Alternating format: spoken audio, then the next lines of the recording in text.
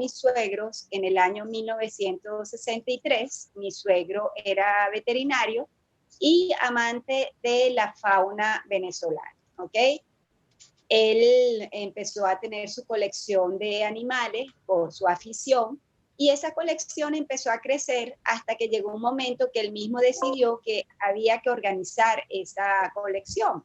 Todos los amigos venían a ver los animales que les llamaba la atención y finalmente en el año 1974 se institucionalizó el zoológico. Se registró con el número 3, fuimos uno de los primeros zoológicos que hubo en el país. Y a partir de ese momento se fundó ya legalmente el zoológico Leslie Panty. Mi suegro, como les dije, era veterinario, aparte de estudiar la fauna venezolana, se dedicaba a los caballos, y mi suegra paralelamente se dedicaba a la parte pedagógica, a dar charlas a los muchachos que venían de los colegios cercanos y de los alrededores de aquí del estado de Aragua, y se encargaba de dar charlas sobre la flora y fauna autóctona de Venezuela, porque, como les dije, mi suegro amaba la fauna venezolana y su fin era tener un zoológico netamente de animales de fauna autóctona de Venezuela. Aquí no hay jirafas, hipopótamos, elefantes, etcétera. Esos son animales africanos, ¿ok?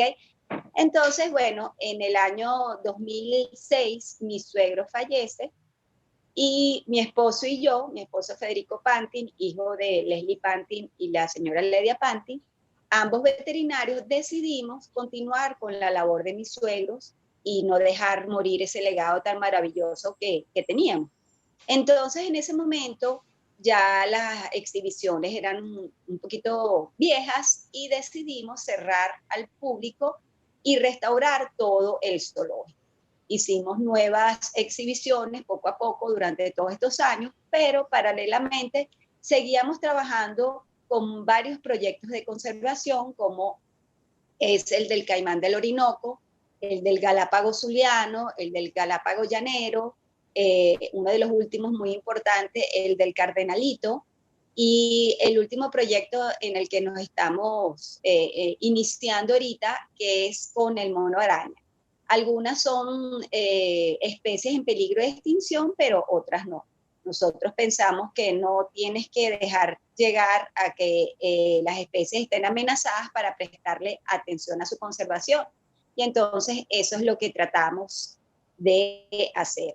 Todas esas especies son con fines de reintroducción en la naturaleza. Pero bueno, a medida que vayamos prosiguiendo la charla, les iré explicando cada una de ellas, ¿ok? Entonces, bueno, vamos a iniciar un poquito, un resumen de lo que es la reproducción. Si quieres, Ira. Sí. Listo. ¿Puedes cambiar las láminas? Sí. Está ubicada en la clasificación según la reproducción. Bueno, vamos a dar un breve resumen de lo que es la reproducción de los animales, ¿ok? La reproducción de los animales, pues, es un complejo proceso que están implicados cambios hormonales y cambios conductuales en los individuos, pero de acuerdo a las especies es de una forma u otra, pero el fin es el mismo: tener descendencia, reproducirse, ¿ok? Entonces, ahí ya empezamos con la primera clasificación: los animales que se reproducen de una forma asexual, los animales que se reproducen de una forma sexual y los animales que se reproducen de una forma alterna, ¿ok? Vamos a empezar con los animales que se reproducen de una forma asexual. Si quieres, puedes darle la lámina siguiente. Sí. Ok, bueno, perfecto. ¿Me escuchan bien? Sí. Ok, perfecto. Bueno, vamos a empezar con la reproducción asexual. Es importante destacar que en la reproducción sexual no están implicadas células germinales, ¿ok? Sino células somáticas, que son células del cuerpo y tienen la capacidad de reproducirse. Las células germinales son los gametos, los óvulos y los espermatozoides. Pero en la reproducción asexual no principalmente tienen que intervenir estas células, ¿ok? Entonces, bueno, hay diferentes tipos de reproducción asexual. Les voy a mencionar las más comunes, empezando por la gemación o gemulación, que consiste en que el individuo maduro se le forma un bulto o una yema y a partir de ese bultico se va a generar otro individuo. En muchos casos, ese individuo se desprende y tiene una vida independiente, y en otros casos se mantiene pegado al reproductor y van formando las colonias, que eso es típico en los corales y en las esponjas marinas. Después tenemos la reproducción por partenogénesis, que en este tipo de reproducción sí hay una célula germinal implicada, que es el óvulo, pero no está fecundada. La hembra, a partir del óvulo, va a generar otro individuo y ese individuo es exactamente igual a su reproductor, a su madre. Se presenta en crustáceos, en insectos, en anfibios. Ahí hay un ejemplo que es el típico ejemplo de los insectos, los zánganos, las avispas, que son generados a partir de óvulos no fecundados. Después tenemos la ginogénesis, que es una reproducción también en ciertos anfibios y en ciertos peces. Y en ese caso, el macho va a donar los espermatozoides, pero no va a fecundar los óvulos, va a estimular el desarrollo del óvulo. Y es increíble porque no precisamente ese macho que aporta los espermatozoides es el esperma, es de la misma especie. Hay especies que son compatibles y sí puede llevarse a cabo este tipo de reproducción. Aquí tenemos el ejemplo de una salamandra que es la Ambistoma altamiri. Y hay otros peces, como sale el de la foto, que es el Poesis. Bueno, después tenemos el último tipo de reproducción, que es la fragmentación, ¿ok? Esta ocurre cuando los individuos tienen la capacidad de fragmentarse o de desprenderse trozos de su cuerpo, y a partir de esos trozos se va a generar otro individuo. En el caso aquí de los ejemplos que tenemos las estrellas, que ustedes creo que ya lo han estudiado con la profesora Cira, a partir de pedacitos se van a generar otros individuos, y también tenemos el ejemplo de las planarias, que son unos gusanos planos, y a partir de cada trozo se va a formar otro gusano. Es importante también destacar que en la reproducción asexual no hay una diversidad genética porque no tienen la carga genética del padre y de la madre. Son reproducciones muy numerosas, pero no tienen diversidad genética, que eso la va a diferenciar de la reproducción sexual. Podemos pasar ahorita a la reproducción sexual. Ok. Otra cosa importante que se me pasó, que en la reproducción asexual hay la ausencia del sexo opuesto, ¿ok? Solamente hay un reproductor. Ahorita, en la reproducción sexual, la característica principal es que sí hay la presencia de los dos sexos, es decir, del macho y de la hembra.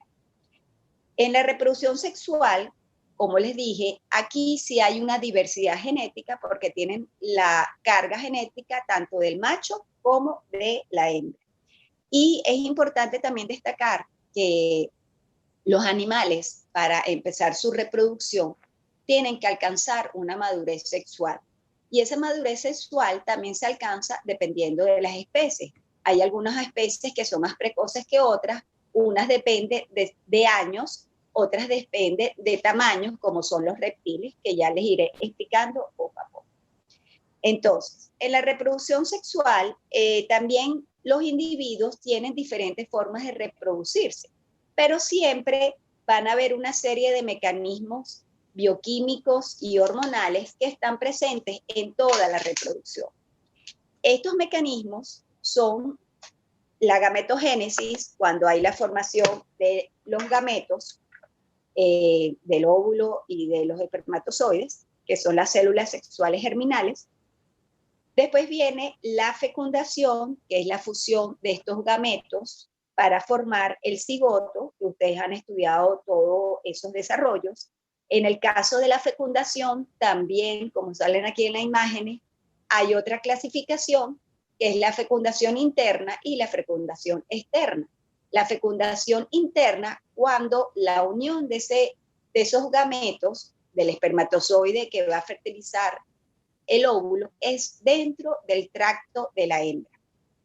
En cambio, la fecundación externa, la hembra coloca los huevos en una piedra, en hoja, eso se presenta mucho sobre todo en los peces y en los anfibios, y el macho va a regar sus espermas sobre los huevos, es decir, los va a fertilizar. En este caso no hay un coito como en el caso anterior, un acto sexual, pero el nuevo individuo sí va a tener una doble carga genética, tanto del macho como de la hembra. Eso es importante destacar.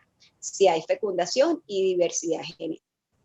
Después también en este tipo de fecundación ya pasamos, que no sé si hay una lámina de el tipo de animales, que si la fecundación es dentro del tracto genital de la hembra y hay un desarrollo del próximo individuo dentro del tracto genital de la hembra, estaríamos hablando de animales vivíparos, ¿ok? Después tenemos los animales ovíparos, que la fecundación es dentro del tracto femenino, pero el desarrollo del embrión va a ser dentro de un huevo y ese huevo lo van a depositar en el exterior. Después tenemos abajo que vemos los ovovivíparos, que es una mezcla de los dos. El desarrollo del embrión va a ser dentro de un huevo, pero ese huevo se va a quedar dentro del tracto genital. Ese es un ejemplo que se presentan en algunas culebras y también en los tiburones. Entonces, a veces uno dice, el tiburón parió, pero es que es un animal ovovivíparo, se rompen los huevos y salen los nuevos individuos.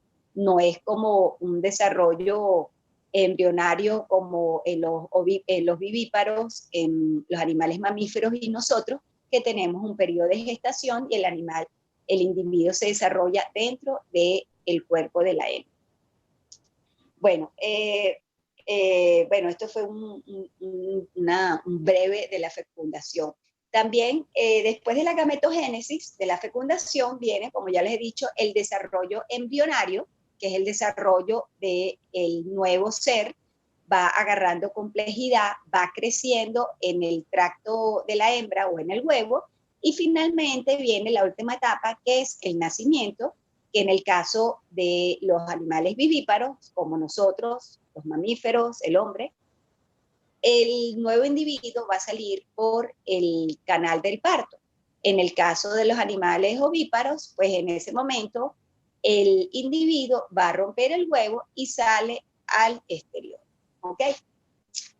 Después, el último tipo de reproducción, tenemos la reproducción alternante, que es una mezcla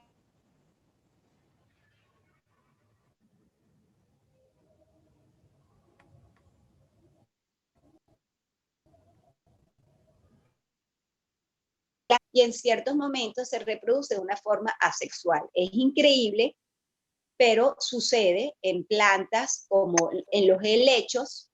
Hay momentos que tiene la fase de esporocitos que liberan esporas, que son así chiquiticas, y de ahí se generan nuevas plantas. Y también hay su parte de gametofitos, en otros ciclos, que generan los gametos femeninos y masculinos que se van a fusionar, como ya les he explicado, y van a generar otro individuo. Este caso también se presentan en ciertos medusas, anémonas. Es una reproducción que tiene el beneficio de que hay generación de muchos individuos, que es una de las características de la reproducción asexual, pero también, como tienen reproducción sexual, el beneficio que hay diversidad genética también. Entonces, bueno, esa es una breve un breve resumen de la reproducción en los animales, las diferentes reproducciones en los animales, y ya empezaríamos con la reproducción que estamos llevando en el zoológico Leslie Pantin. Si quieres cambiar a las láminas.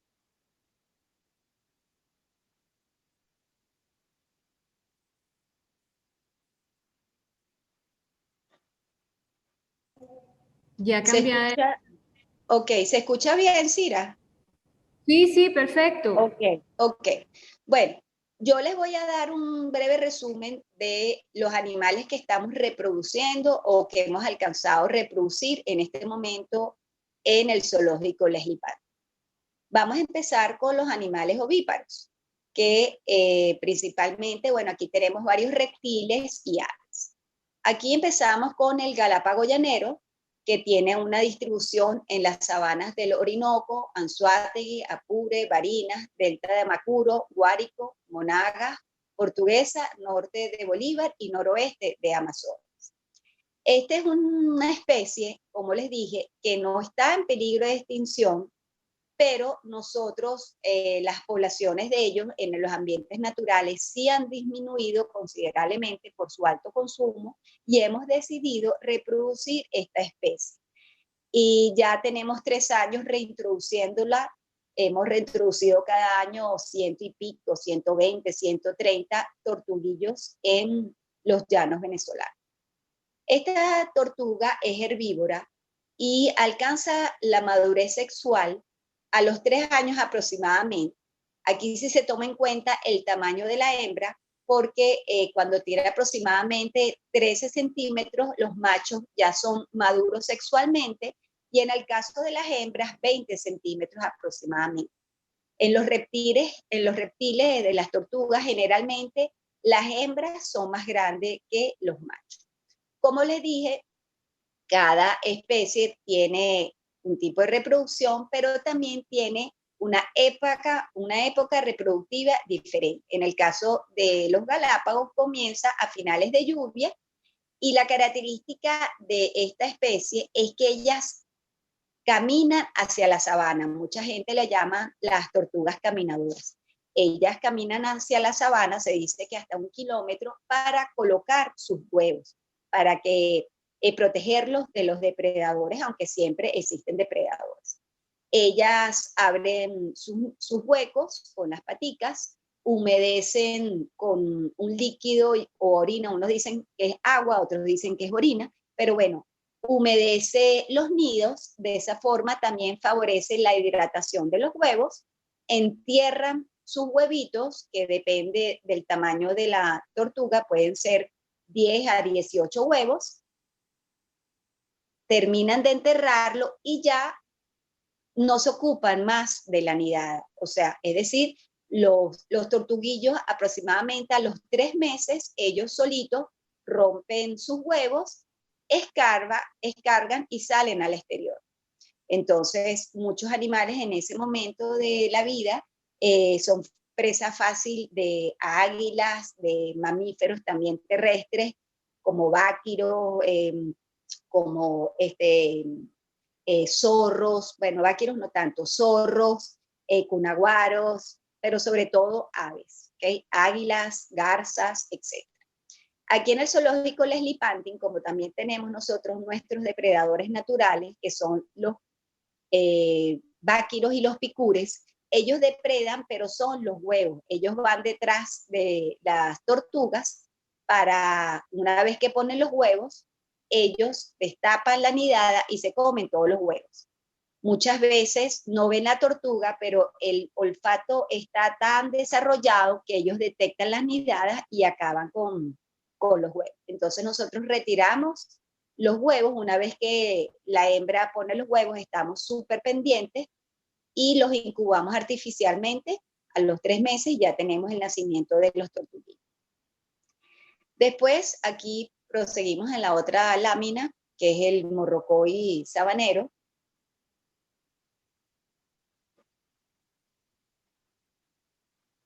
Ok. El morrocoy sabanero, bueno, la mayoría de ustedes conocen el morrocoy sabanero porque está más presente en las casas de las personas, en los hogares, que en la naturaleza, porque por su alto consumo también ha disminuido notablemente las poblaciones. Está distribuido ampliamente en nuestro país, sobre todo en la cordillera de la costa, en la cordillera de los llanos, Mérida, Lara, Falcón y hacia el sur del Amazonas. Se encuentra en las sabanas y en los bosques de galería. Los morrocoyes se alimentan principalmente de frutas, pero también de carroña y de insectos. Estos alcanzan la madurez sexual, al igual que las tortugas, de acuerdo al tamaño, aproximadamente entre 20 y 25 centímetros, que tardan como 9 años, empieza su etapa reproductiva, ya alcanzan su madurez sexual. También eso depende mucho de los recursos alimenticios que tienen, porque si hay ambientes que tienen muchos alimentos, pues el animal, por supuesto, alcanzará esta talla antes de los 9 años. Eso depende mucho del recurso alimenticio que tiene el individuo. Su etapa reproductiva es muy larga, ellos tienen una etapa reproductiva alrededor de 6 meses y también está sujeto a los cambios de las lluvias, de la temperatura y los recursos, como les dije, del hábitat, es decir, del alimento. Comienza a inicios de lluvia y se mantiene durante todo el invierno. Al igual que los Galápagos, la hembra de morrocoy abre sus nidos con sus patas, hacen unos huecos y ahí depositan de 4 a 7 huevos. Depende del tamaño de la hembra. Cuando son hembras más jóvenes, pues tienen huevos más pequeños y menos huevos. Son redonditos, eso también es una característica que los huevos de las especies también varían. En el caso de los Galápagos son ovalados, pero en el caso del morrocoy es igualito una pelotita de ping-pong. Pues bien, ellos entierran sus nidos y al cabo aproximadamente de 150 a 200 días nacen los tortuguillos. Igual que los Galápagos, la madre deposita los huevos y ya no interviene en el desarrollo de la cría. Las crías nacen independientemente y ya desde pequeñitas, recién nacidas, ya se alimentan y buscan su vida independiente.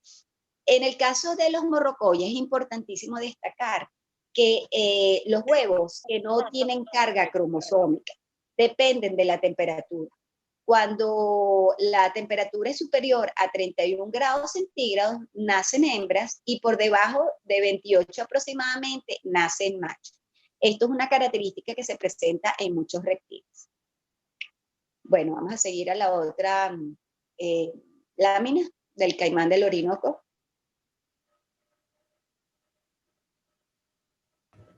Listo. Si se cierra el programa, Tuenade, en algún momento me das un espacio y yo me vuelvo a reconectar, por favor. Ok.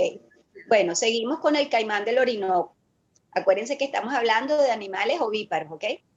Seguimos con otro reptil ícono de nuestro zoológico porque el caimán del Orinoco es una especie que está en peligro de extinción, ¿ok? Hace muchos años fue casi que acabada porque con sus pieles hacían carteras y zapatos y bueno, fue prácticamente acabada porque eran vendidas, las pieles eran vendidas era muy rentable el negocio y bueno, acabaron con esta especie emblemática de Venezuela. Además que el caimán del Orinoco es endémico de Venezuela. Endémico quiere decir que es exclusivo de Venezuela y una parte en Colombia. No hay de forma silvestre, por supuesto, en ninguna parte del mundo. Entonces, esta también lo hace una especie sumamente importante para nosotros.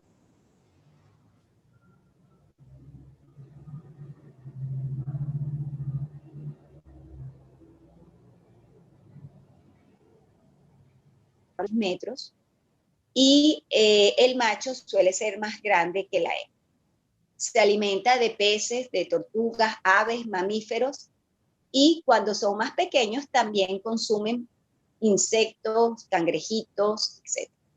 Su etapa reproductiva comienza de octubre a enero y la postura de huevo de enero a marzo.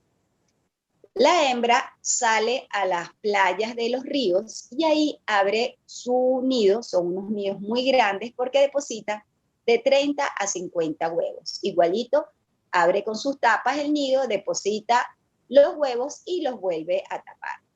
En este caso, como el morrocoy, los huevos tampoco tienen carga cromosómica, dependen de la temperatura. Pero aquí, en este caso, es al contrario de los morrocoy.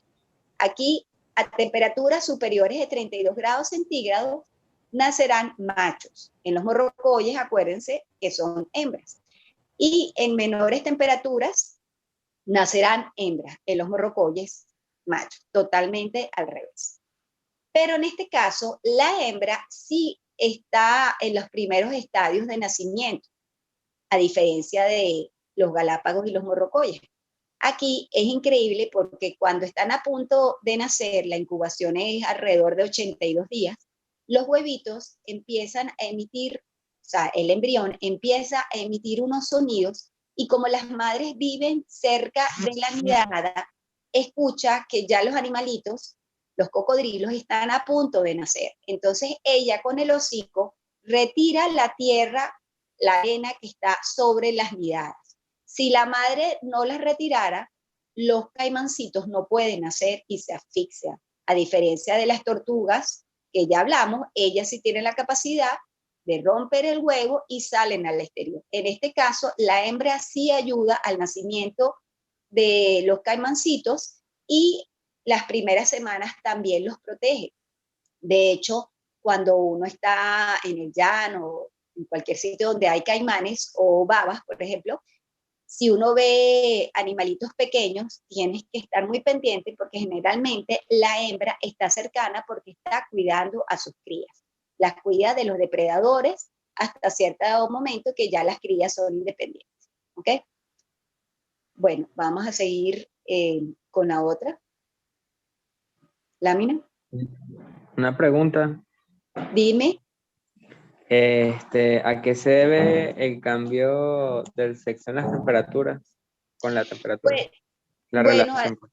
bueno, es lo que te digo, no tienen carga cromosómica. Bueno, ¿a qué se debe genéticamente? No te lo puedo decir, a lo mejor un científico biológico, un biólogo te puede decir por qué, no lo sé, pero en esta especie los estudios han determinado eso, que a temperaturas altas generalmente es también por la necesidad, en el caso de los caimanes, el macho es como el sexo más fuerte.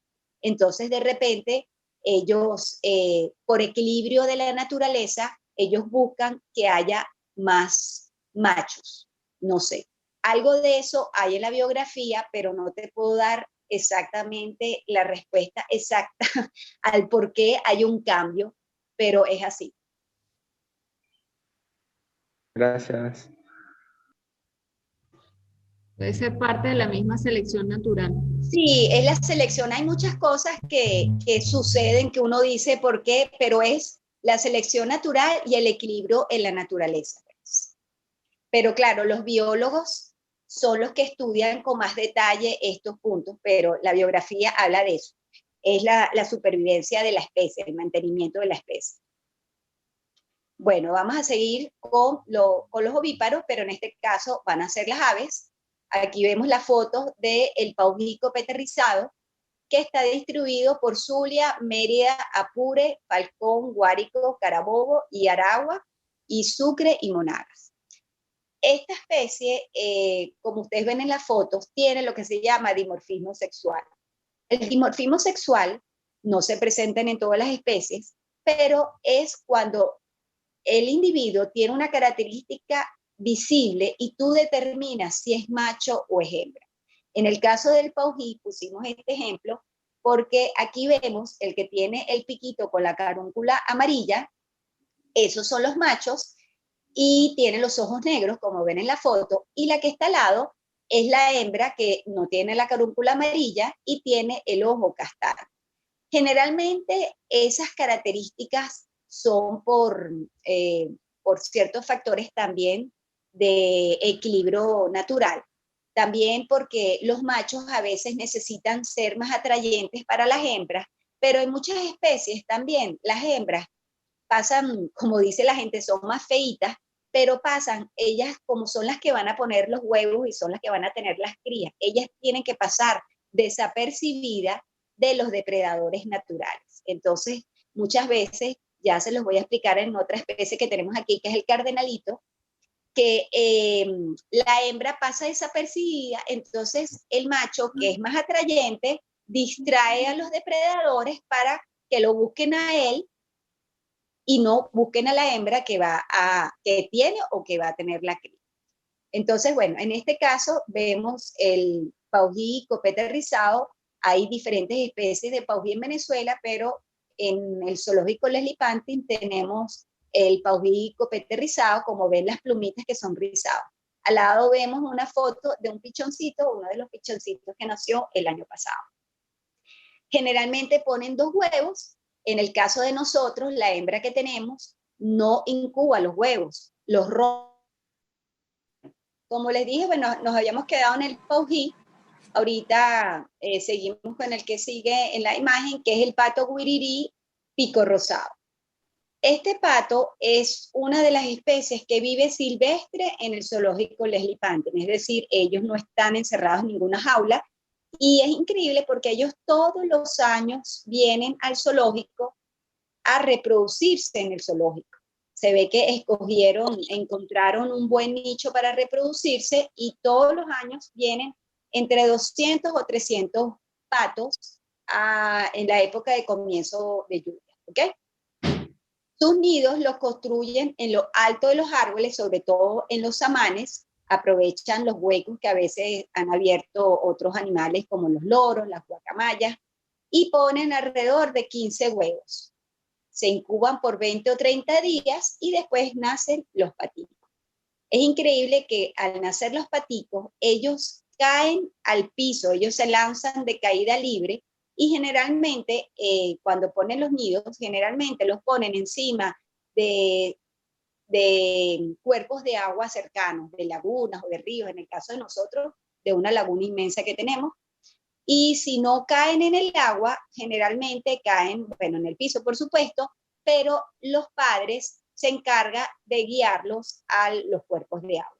En este caso, ambos reproductores, tanto el macho como la hembra, sí intervienen en el cuidado de las crías. Ellos están súper pendientes y es muy bonito verlos en las lagunas, que está el pato, la mamá y el papá, los machos y la hembra, la pareja, con el montón de paticos chiquiticos. Ellos comen insectos, crustáceos, cositas chiquiticas y bueno, hasta que van agarrando una vida independiente. Bueno, seguimos en la otra lámina. Podemos entonces continuar, Bueno, ok, vamos a tratar de continuar. Espero que no se me caiga porque la señal mía ahorita está malísima. De todas maneras, bueno, cualquier cosa, pues ahí está la clase grabada. Bueno, vamos a darle para aprovechar. ¿Continúo? Sí, sí, por favor. Ok, bueno, ahorita vamos a hablar sobre los animales vivíparos que reproducimos en el zoológico Leslie Pantin.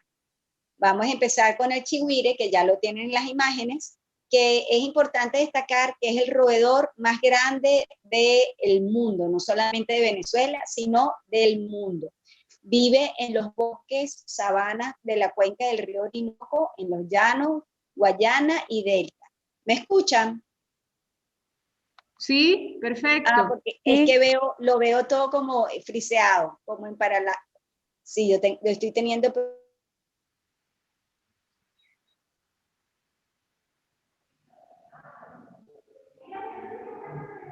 Y el periodo de gestación aproximadamente es entre 110 a 150 días. Es increíble que ellos, como les dije, que son animales gregarios, son crías que no son de ellos. De repente tú ves, o sea, crías de ellos y crías de no ellos. Ellos viven en su comunidad y se ayudan hasta ese nivel de amamantar a las crías que no son. Continuamos con la siguiente lámina. ¿Continúo? ¿Se escucha? Sí, claro. Ok. Se escucha. Bueno, ok. Seguimos con el venado cola blanca, que es la especie que tenemos aquí, es el Odocoileus virginianus, y esta especie está distribuido ampliamente en nuestro país, y no solamente en nuestro país, sino ampliamente en América. Este está distribuido desde el norte de América hasta el sur, Bolivia, Perú. Son animales herbívoros igual que los chigüires y comen frutas y semillas. En este caso, también presentan un dimorfismo sexual, como les hablé con los paují. Hay una característica resaltante que son los cachos. Cuando tú ves al individuo con cachos, que comienza en su etapa juvenil a desarrollarse, ya sabes que es un macho. Como les dije, son características visibles que tú ya sabes, determinas lo que es un macho y una hembra.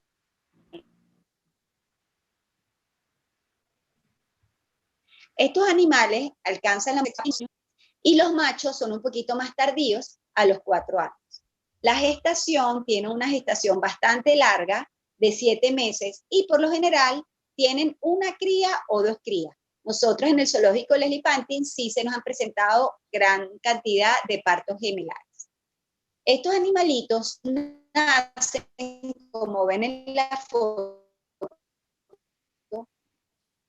con manchitas. Y estas manchitas, como todo en la naturaleza, tiene un porqué. Es la forma de defenderse de los depredadores. Manchitas pasan varias especies, como es el venado que aparece aquí, como es la danta que aparece en la imagen de abajo, también en el león americano, en el puma que hay en Venezuela, también el animal cuando tiene las manchitas al nacer, pero esas manchitas desaparecen ya en la etapa juvenil, como dependiendo de la especie, al año o un poquito menos del año.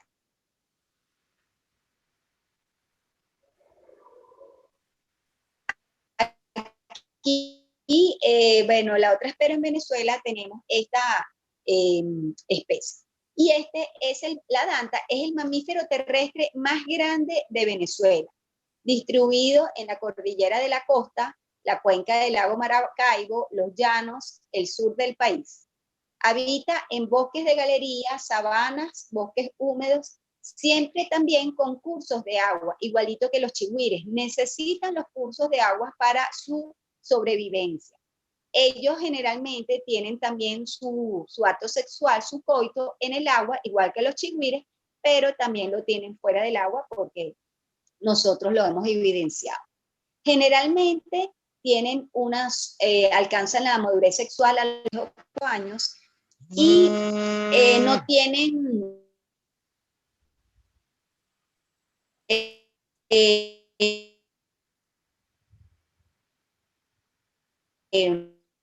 época de gestación es larguísimo, tienen 13 meses de periodo de gestación y generalmente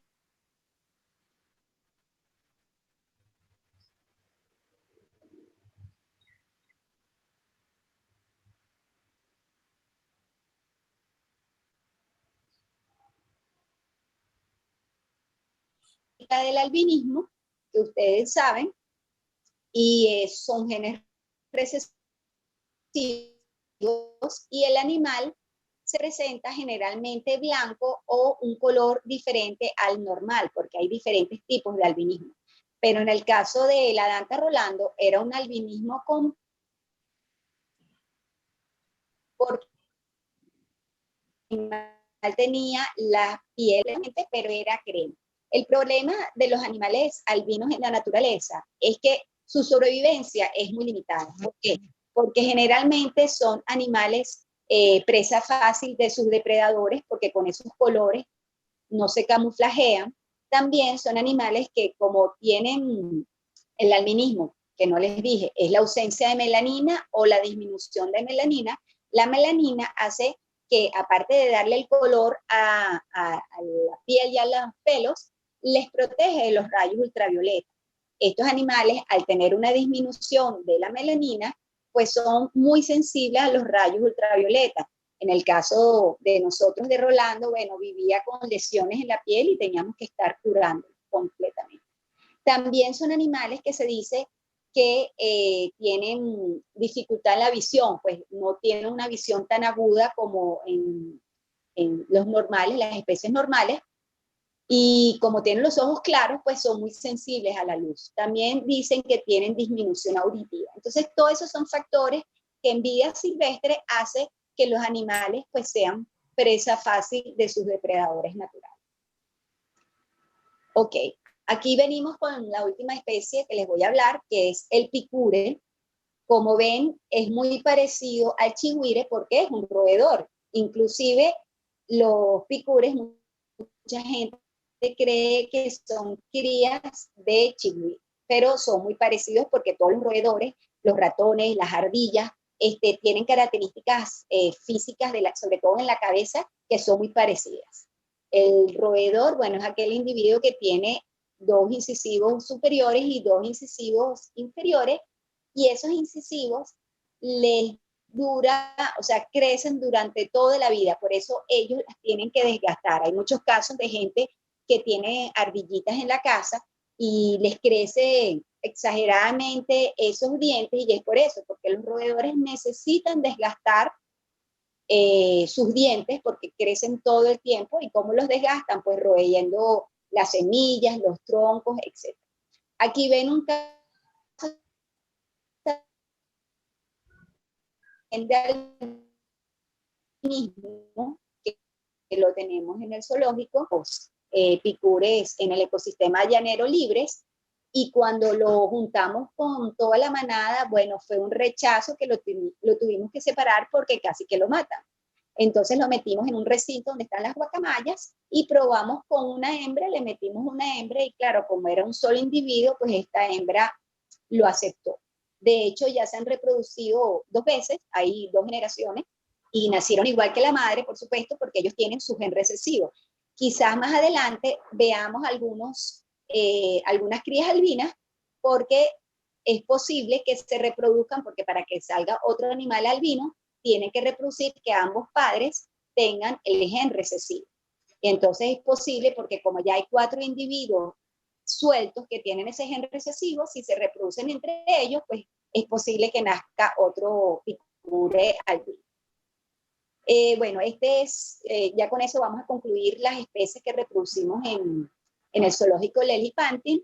Y bueno, decirles que nosotros, el fin principal de nosotros y de todos los zoológicos debe y tiene que ser la conservación de las especies de la fauna y bueno, de la flora, porque también tenemos ambientes de bosques y de vegetaciones en nuestro zoológico. Y hoy, casualmente hoy, 3 de marzo, es el Día Internacional de la Vida Silvestre y también llamado el Día Internacional de la Naturaleza. O sea que esta clase con las especies y con la fauna, bueno, fue muy apropiada casualmente. Hoy es este día que recordamos la conservación de las especies y, como les dije, es el principal fin de nosotros, el zoológico Lilliputian, y por eso llevamos todos los proyectos de conservación. También la conservación no solamente la hacen con proyectos de conservación, de esta forma dando charlas de las especies, de la fauna, dando a conocer la fauna silvestre, en el caso de nosotros venezolana, también es una forma de conservar.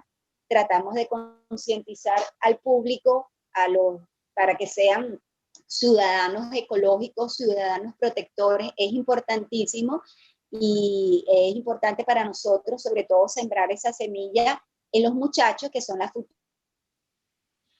generaciones. Si no se siembra esa semilla de conservacionista, es imposible que tengamos futuros ciudadanos conservadores y ecologistas. Entonces es importante que ustedes pues entiendan que todas las especies de la vida silvestre tienen su función en la naturaleza y además les da muchísimos beneficios a la humanidad desde el punto de vista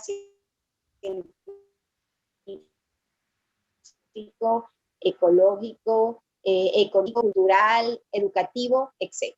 Entonces, bueno, todos nosotros siempre repetimos, no solamente los que trabajamos en este mundo, los biólogos, los veterinarios, los científicos, somos los encargados de conservar las especies de la fauna. Todos podemos colaborar y todos debemos colaborar porque dependemos de la naturaleza para vivir.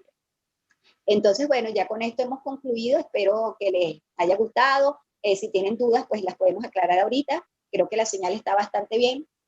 Tú me dirás, Cira. Sí, sí, perfecto. Nos queda poquito, nos quedan exactamente 10 minutos de tiempo, ¿ok? Por el programa. Bueno. Entonces, los muchachos, si tienen alguna pregunta, chicos, nos quedan 10 minutos que podemos aprovechar. Ya veo la primera. Voy leyendo y voy respondiendo rapidito. ¿Aló, respondo? Sí, sí, por favor. Ok. Bueno, aquí la primera pregunta es que si le poníamos nombre a todos los animales. Bueno, nosotros no le ponemos nombre. Bueno, ahorita sí les tenemos nombres para los registros, pero muchos animales, como en el caso de Rolando, vienen con su nombre porque se lo han dado la persona que lo tenía. Por ejemplo, Rolando es una danta que viene del zoológico El Pinar, y entonces mantenemos los nombres. Hay animales que, bueno, que sí responden por el nombre porque están acostumbrados a la vocalización, no porque entiendan el nombre.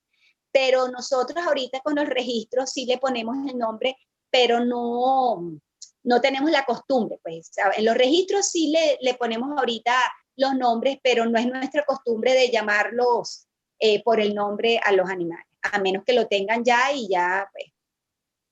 Pero para nosotros no es importante. Nosotros tratamos, es importante que no se los he dicho, tratamos de no humanizar a los animales. ¿Por qué? Cuando digo humanizar es que le das mucho contacto a los animales y el animal depende mucho del ser humano para sobrevivir, ¿ok? Entonces, las crías de nosotros no las humanizamos porque nuestra función principal, si es posible, después de un protocolo, es reinsertarlas en la naturaleza. Por ejemplo, nosotros ya hemos reinsertado venados, hemos reinsertado zorros, bueno, tortugas también, pero hablando de los zorros y los venados, que son mamíferos que tienen más contacto, si tú humanizas esos animales, es imposible que sobrevivan en la naturaleza. ¿Okay? Entonces, es importante. Okay. Detalle. Luis, preguntas.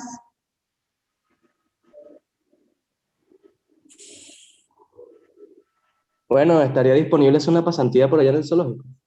Bueno, pues podríamos ponernos de acuerdo. Claro, lo que pasa que, como yo le decía a Cira, generalmente los que vienen a hacer pasantías es que viven cerca, pues, porque nosotros no tenemos ahorita, en un futuro sí lo pensamos hacer, instalaciones para recibir a los pasantes, porque evidentemente el trabajo de los pasantes o de los colaboradores es un trabajo de día a día, porque hay días que se presentan actividades diferentes y hay otros días que no se presentan. Los otros días son trabajos normales de limpieza, de organización, de alimentación, etc.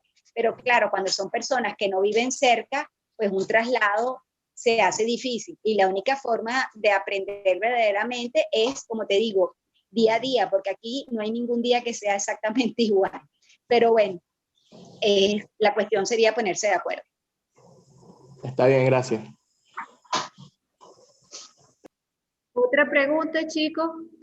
No sé si se dieron cuenta, pero cuando la doctora Tuenade, y ustedes lo pueden enfocar en el material que les pasé a través del WhatsApp, cuando ella hablaba de la danta, ella habló del albinismo. Aquí veo unas preguntas muy interesantes.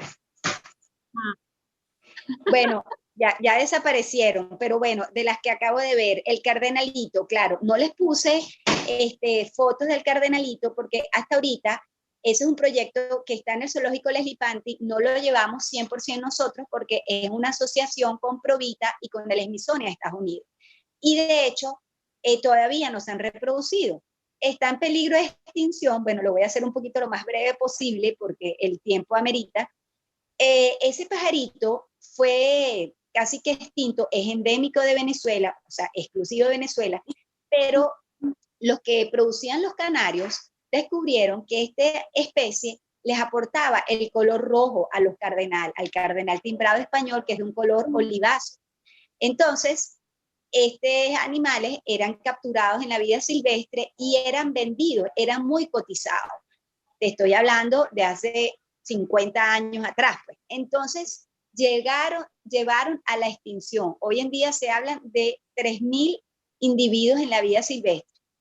O sea que se imaginan, entonces, el centro de nosotros es con fines de reintroducción en la vida silvestre y poder mejorar otra vez las poblaciones. No me acuerdo cuál otra, una preguntita por ahí que vi de la alimentación de los animales. Bueno, nosotros, bueno, somos un zoológico privado y depende evidentemente de nuestros fondos. Ahorita con la visita de las personas, las visitas guiadas que tenemos los fines de semana y entre semanas flexibles, pues de esa forma también nos ayuda a los proyectos de conservación y a la alimentación. La verdad que hemos tenido, sobre todo hace como 2 años, unos momentos muy difíciles, pero Dios colabora con nosotros y nunca le han faltado los alimentos a los animales. La verdad, no es nada fácil. Nosotros, por supuesto, buscamos sitios donde los alimentos es más económico, porque la gente jura que uno le da las sobras y los restos, pero no, uno no le puede dar sobras y restos porque no puedes buscar vegetales podridos en frutería, porque eso les va a producir enfermedades. Nosotros le damos alimentos de extrema calidad, pues. Bueno, imagínense ustedes, frutas, melón, lechosa, cambures, auyamas, alimento concentrado. Entonces, bueno, la verdad que no ha sido fácil, pero bueno, gracias a Dios, siempre hemos tenido el sustento y bueno, los pollos, eso sí, los pollos de los animales carnívoros en nuestro zoológico le damos pollos muertos, y esa es la única ayuda que tenemos. Un amigo que tiene unas granjas y cuando sacan los pollos al consumo humano, generalmente en esa noche se mueren por el manejo, se estresan los pollos, y esos pollos que se mueren en la noche, Federico en cierta época los recoge y los almacenamos en nuestros congeladores. Y bueno, así es, sale a las 4 de la mañana a buscar los pollos, no es nada fácil, eso lo hace él es el que busca los vegetales, él es el que busca los pollos, y bueno, no es todo color de rosa como la gente cree que es, pero bueno, la verdad que nunca les ha faltado alimento. No sé qué otra pregunta, esas son las 2 preguntitas que vi por ahí. Bueno, por supuesto, antes de que se acabe, por si nos quedamos sin conexión, tenemos el Instagram, que es @SoLesliePantin. Les invitamos a conocer de nuestra fauna venezolana. Tratamos de postear casi todos los días información única y exclusivamente de la fauna venezolana. Y por supuesto de visitarnos cuando puedan. Yo sé que viven en Caracas y la movilidad es un poco difícil, pero tenemos visitas guiadas y les damos las charlas a todos nuestros visitantes. Oye, no vi esa pregunta, no la leí. Karen preguntó si era normal que los morrocois se comieran a los hijos. Bueno, mira, eso, en el caso de eso, es como ellos depredan a la carroña. En muchos casos hay muchos reproductores que se comen a sus hijos, en el caso de los gatos, en el caso de los perros, y la naturaleza es tan sabia que ellos generalmente se comen a los individuos que vienen con defectos. Ellos lo detectan, es un equilibrio de la naturaleza. En el caso de los morrocoyes que se coman a sus hijos, como les dije, los morrocoyes, ellos no tienen nada que ver con la cría de sus hijos, de sus tortuguillos. Los tortuguillos nacen y cuando nacen son ajenos completamente. Pues se puede, o sea, la madre no es que va a reconocer a su hijito como es en el caso sobre todo de los mamíferos. Entonces, bueno, puede haber deficiencias, a veces que hay deficiencias alimenticias y muchas veces se presenta en esta especie de canibalismo. Pero este canibalismo, por ejemplo, en los morrocoyes, es muy raro, porque ellos primero son generalmente animales frutívoros, no son animales carnívoros. Entonces, porque los animales carnívoros sí van a depredar a otro ser, pero los morrocoyes no. Muchas veces el morrocoycito chiquito está enfermo, la gente no se ha dado cuenta que está enfermo, y el animal, pues, lo ataca y se lo come. Pero eso es muy raro. Se presenta, pero es muy raro.